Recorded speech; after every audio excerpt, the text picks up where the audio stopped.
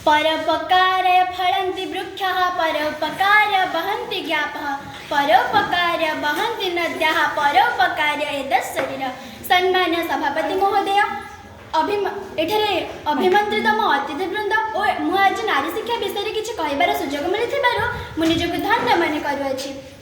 नारी जाया, नारी जननी, भगिनी तथा गृहलक्ष्मी संतानर कल्याण पाई तार जन्म सुखर अमृत को तार संतान को वितरण करी आनंद रे पान करी थाए समग्र जातिर दुख कलाहल। नारी अटे जन्म जाति, नारी अटे प्राण, नारी अटे जन्म जाति, नारी अटे प्राण, नारी हुए जुगे जुगे आसंति भगवान, नारी हुए जुगे जुगे आसंति भगवान। षष्ठांगर शेष सृष्टि नारी, नारी शक्तिमयी, नारी कल्याणमयी, नारी ज्ञानमयी तथा ममतामयी।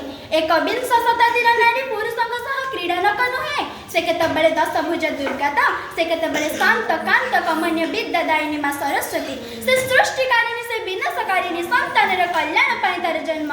तेणु इतिहास पुराण में कहुई मातृदेव भव पुणी आउ के कहुई जत्र नार्यस्तु पूजन्ते रमन्ते तत्र देवताः जत्र देवश्चु नारीश्च पूजन्ति तत्र दास्तु पुलत्या। एहार अर्थ जोठी नारी को पूजा करा जाए सेठी देवता माने वास करन्ति।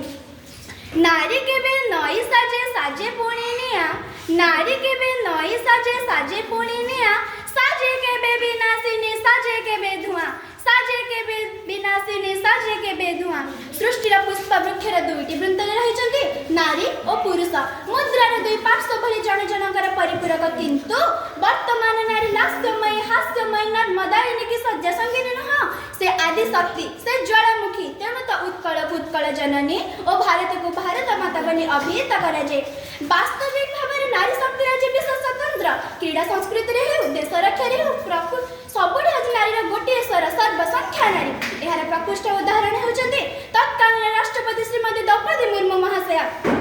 ठीक सही पर इतिहास पृष्ठ को दन्न दन्न करी अवलोकन कले जना पड़िबा कि कल्पना चावला परी प्रथम महाकाश यात्री हुअंतु कि किरण बेदी परी प्रथम आईएएस ऑफिसर हुअंतु, समाज उच्च पद को नारी जो अलंकृत करि परिछि ताहले नारी अबला हैला केमिति।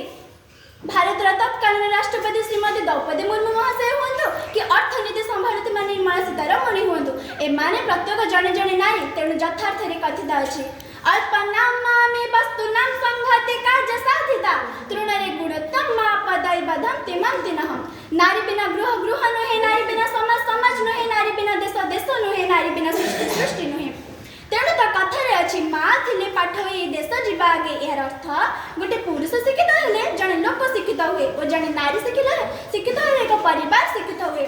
तेणु तो इंग्राजी रे नारी को विषय एक प्रबाद अछि the hand dance swings the cradle rulers the world. मु मोर वक्तव्य को शेष करबा पूर्व परिशेष रे खाली एते कि कहबी माँ तुमे आम पाए ममतार मंदिर, माँ तुमे आम पाए ममतार मंदिर, माँ तुमे आम पाए सीमाहीन सागर, माँ तुमे आम पाए सीमाहीन सागर।